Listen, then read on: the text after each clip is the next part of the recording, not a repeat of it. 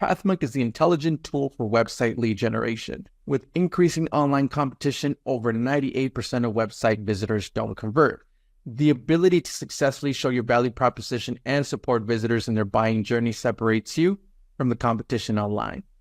Pathmark qualifies and converts leads on your website by figuring out where they are in the buying journey and influencing them in key decision moments with relevant micro experiences like case studies, intros, and testimonials. Stay relevant to your visitors and increase conversions by 50%. Add Pathmark to your website in seconds, let the AI do all the work, and get access to 50% more qualified leads while you keep doing marketing and sales as usual. Check us on pathmark.com. Welcome to today's episode. Let's talk about today's guest. We have Brett Stanton from Bold, Com Social and Content Manager with them. How are you doing today, Brett? I'm doing well, Ernesto. Thanks so much for having me. It's great to have you on. And well, I'm sure, Brett, our listeners are tuning in, wondering what Bolt is all about. So let's kick it off with that. In your own words, can you tell us a little bit more? Yeah, absolutely. So Bolt is really solving one of the most critical problems for online retailers, which is checkout conversion. So what we see is like roughly 75% of shoppers are going to get all the way to that like last critical moment before buying, right? You go online, you add something to your cart, you're ready to purchase, and then they drop off again, right at that last moment. And that happens for a lot of reasons. It could be like complicated checkout, distraction, added costs, any of those things. And what we're really trying to do at Bolt is solve that problem for particularly enterprise retailers in a really merchant-friendly way. And what that means is a lot of kind of competitors in the space, like larger e-commerce technology platforms, have like really restrictive ecosystems. So you either have to kind of use all of their technology and all of their tools, or you can't use it at all. So at Bolt, what we do is we basically allow retailers to plug and play the aspects of our checkout technology that make sense for their unique business needs. So again, you could use just payments or just fraud, or just checkout. You don't have to use everything. And then also we allow them to retain their kind of brand look and feel. So we work with enterprises like Revolve, Casper, Saks Off Fifth. And if you go like check out with any of those merchants, you won't see Bolt all over the checkout. It's the brand, and that is the focus. And you can kind of go through and have that checkout experience in a really seamless way while like owning that branding for the retailer. So that's really what we do at Bolt. And again, we're really just trying to solve that checkout conversion problem for online businesses. Definitely. And I don't want to assume here, but would the e-commerce be the only vertical that you guys like to focus, or is there maybe another segment that sometimes you'll go into? Yeah, so today it's certainly e-commerce focused. We do that with a network of 80 million shoppers. So we have a really strong account base that works across retailers. So again, if you're shopping at one particular retailer and you create a Bolt account, then the next time you go use any other retailer in the Bolt network, we're going to automatically recognize you and give you that like really seamless one-click experience. So we are really building primarily right now just an e-commerce kind of identity network that allows retailers to recognize and better connect with more shoppers. Okay, perfect. And so that way, then say I'm in the e-commerce business, I'm a retailer. How would I usually find out about Bolt? Is there a top client acquisition channel for you guys? Yeah. So again, we really are focused on kind of bringing the biggest enterprise merchants live right now.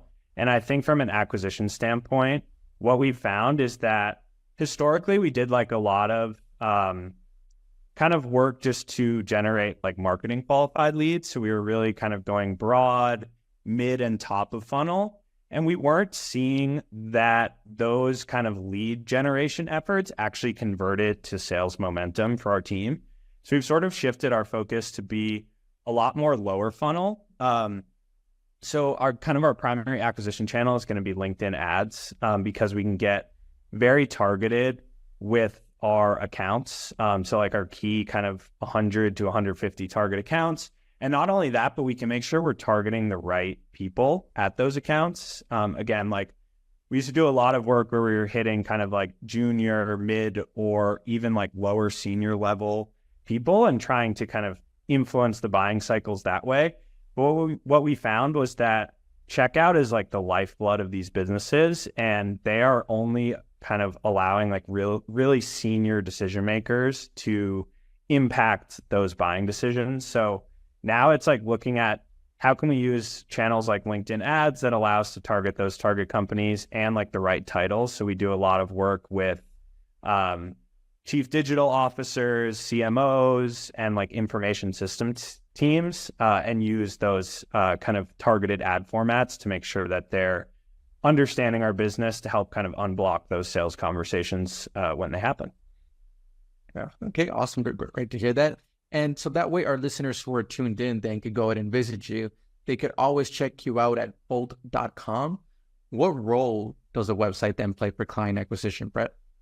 Yeah, I think, again, because we are really targeting like these senior enterprise decision makers, I think what we really try to do with the website, and this has actually been a little bit of a shift for us, is just use that as like a place to really outline not only our differentiation in the market, but like why our platform is really valuable for them.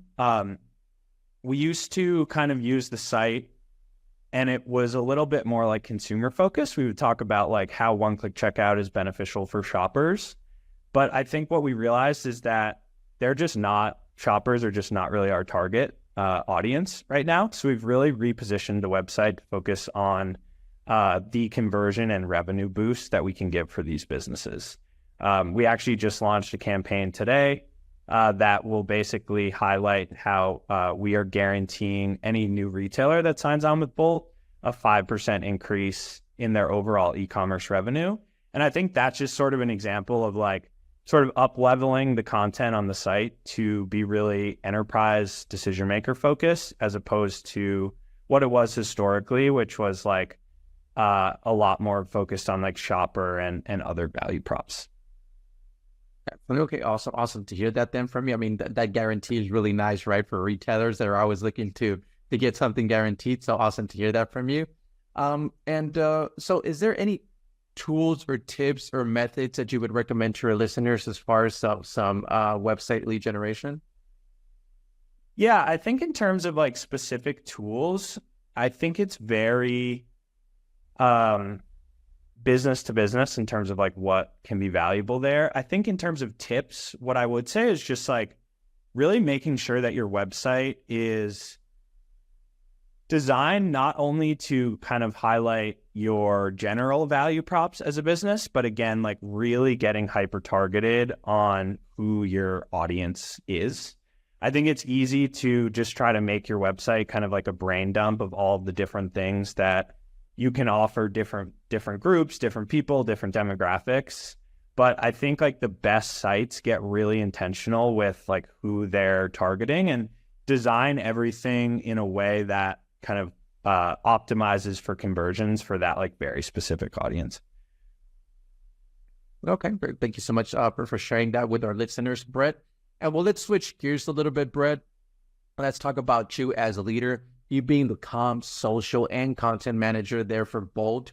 What are some key tasks you like to focus on your day-to-day work? Yeah, for sure. So, I mean, again, it really comes back to kind of three things is the way we think about it at Bolt, and it is almost tiered in this way. So we think about everything that we do across like every team, whether that's marketing, product, engineering, sales, as first, how did it benefit the merchant? So that's going to be both our existing and new merchants. Then second is the shopper. So how can we like design merchant-friendly tools that allow them to provide better experiences for the shopper? And then third, how do those things like benefit Bolt, add to our revenue, increase our bottom line? So I think everything I'm doing day to day is really focusing on like kind of those three key pillars. And I think a few examples of that, managing just a few different like marketing disciplines, is really just making our content strategy like super focused and designed around that enterprise target We are constantly kind of looking at like what else is out in the market from competitors, from like analyst relations firms, and like anyone talking in the space, and measuring kind of our strategy against that, and also really trying to pick areas where we can be like owners. So a good example of that would be, I've touched on it a little bit, but the power of our shopper networks. We do have really strong both numbers and quality in our network. And all of that focuses on the idea of like shopper identity. So when retailers can log in and recognize more customers, they can actually provide like a really personalized one-to-one experience. So like, again, like a lot of our content, social, NPR efforts are around like being the thought leader and owner in that space, both from our brand and our executives. So I think, just to kind of summarize, like really looking at how we can benefit merchants, shoppers, and Bolt, and then doing so in a unique way, which for us is like really focused on that like shopper identity recognition and network validation. Okay. And I mean, it sounds like you have a full plate there on your hands, Brett, but in the cracks, when you do have some available time, how do you stay up to date with all the trends, strategies in the marketing world? Is there a preferred channel that you like to go with? Yeah, so I think obviously as a social professional, it's really important to be, what they say, chronically online. So I'm constantly on all of the social platforms, both to understand like what is trending on each platform from a like content and formatting perspective, but also because I think there's just so many impactful conversations happening on social if you kind of know where to look. So I would say, like, when I have a free moment, I have a Twitter tab, a Reddit tab, and a TikTok tab at all times. And I'm like constantly kind of seeing what's out there, trying to understand where the conversations are going. And then I think newsletters are another really good way. I get a few of them. Two that I really like. Linus's newsletter covers the fintech space. So it's a daily deep dive into like whether it's M&A or new features or like just all the happenings of fintech. So that's a great one to kind of stay up on our sub industry. And then I really like the information for the kind of general tech side, and especially their coverage on AI has been really impactful, as like I just try to stay up on the incredibly fast moving space that is AI. So I think, yeah, those social platforms and a few newsletters are kind of my key targets and really help me be the most informed marketer that I can be. Definitely some great channels there for our listeners. And like you mentioned, right, AI is here to stay after what we saw last year, and it's just going to keep on getting a lot better. And let's jump into our next section then here, Brett, which is our rapid fire question rounds. Are you ready for them? Let's do it. Awesome. All right. First off then, Brett, what is the last book that you read? How I Built This, Guy Raz. Okay. Great read there for our listeners. Next up then is, if there would be no boundaries in technology, what would be that one thing that you want to have fixed for your role as a marketer today? Yeah, so it's interesting how I really see what the kind of customer identity tools that we're building for e-commerce, I see how they could be incredibly valuable just like for marketers in general, right? So when we talk about customer identity, like what we're really trying to help these online businesses do is not, instead of treating you or Nesto like people like you, we want to treat people, or we want to treat you like you specifically, right? So it's getting from that like demographic based bucketing to really like one-to-one personalization.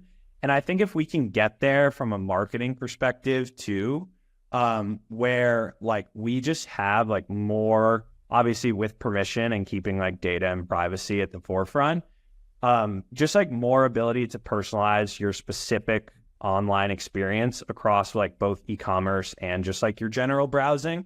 I think that can really help marketers to create like an AI powered world where we just know more about our customers, our audience, and are creating like really one-to-one content. So I think I've touched on it a little bit, but just like knowing who you're marketing to down to that individual level and being able to kind of add that like impactful AI technology is an area that I think like blue sky, and honestly, we're probably not too far away from that, is something I'm really looking forward to and would help make every marketer's life easier.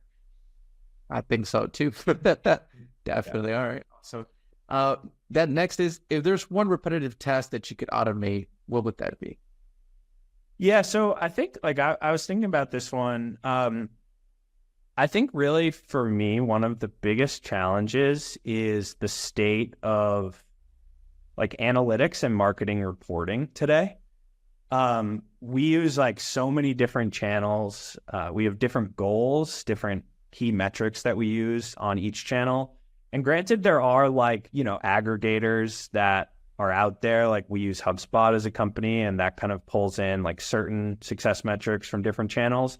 But I think the reality is like any aggregated platform that's really focused on like performance marketing is just coming up short in terms of like comparing them to, for example, like I can see way more in the LinkedIn ads background than I can see with my HubSpot account linked to LinkedIn analytics, right? So I think one thing that would really save a ton of time and be a really interesting tool to build is like hyper-targeted marketing analytics reporting that allows you to see everything with a high level of like granularity in one place.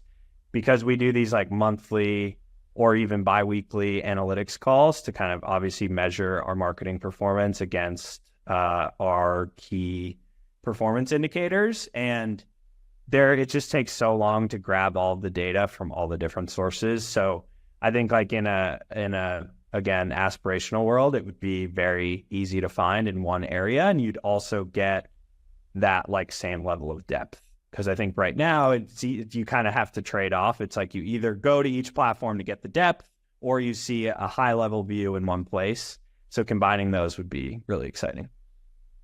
Definitely would be for a lot of marketers out there. So great. And well, lastly, I mean, Brett, what is one piece of advice that you would give yourself if you were to restart your journey as a marketer today? Yeah, I think, and you've probably like heard this as a theme in our conversation so far, Nesto, but just like really getting focused on the audience and making sure that you're asking the right questions as a junior marketer. I think for me personally, I have just sort of a strong bias to action in the work that I do. And I think what has happened or maybe happened earlier in my career is that I was like working in early stage startups or with other junior marketers, and we would be so focused on just sort of like checking the box of getting a post out or updating a landing page or whatever the case was, that we weren't asking like each other and then our senior leaders, like, who is this really for? What is the goal? And really like, what are we measuring performance against? So I think like, yeah, my advice for young marketers is just like ask a lot of questions. Obviously, it's still important to do the work and show up and be present, but I think you can kind of really get ahead and grow quickly as a marketer by just like always being critical and asking the right questions about like the projects and products that you're working on. Definitely would agree with you on that, right? Some great advice from you, Brett, for those young marketers out there. And well, Brett, we are coming to the end of the show today, but before we do end, I do want to give you the last word. Say someone forgets everything about the interview today. What is that one thing they should remember about Bolt? Yeah, I think what you should remember about Bolt is that we are the only merchant-friendly checkout technology provider in the market with enterprise case studies. We work with Casper, Revolve, Saxoff, Fifth.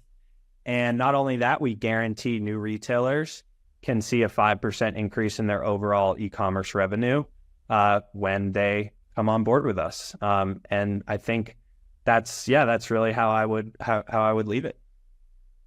Definitely important. All right. Awesome. And for our listeners, you could always check them out at bolt.com. boost the e-commerce revenue guaranteed.